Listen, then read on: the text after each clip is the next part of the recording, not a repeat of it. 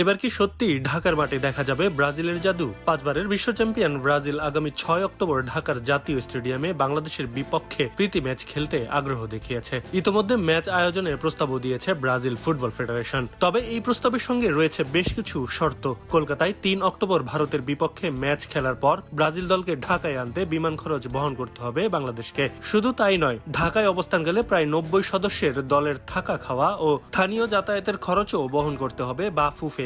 ঢাকা থেকে ব্রাজিলের ফেয়ারের ক্ষেত্রেও শর্ত রয়েছে। প্রাথমিকভাবে জানা গেছে ঢাকা থেকে দুবাই পর্যন্ত দলের যাত্রার খরচ বহন করতে হবে বাংলাদেশকে। তবে ব্রাজিলকে আলাদা কোনো ম্যাচ ফি বা বাণিজ্যিক অর্থ দিতে হবে কিনা সেটি এখনো চূড়ান্ত হয়নি, ফলে পুরো আয়োজনের ব্যয়ও নির্ধারিত হয়নি। তারপরও কলকাতা থেকে ঢাকায় আসার দীর্ঘ ভ্রমণ ও লজিস্টিক খরচ কিছুটা কমবে। এখন প্রশ্ন, সব শর্ত মেনে নিলে কি ঢাকায় আসবে ব্রাজিল?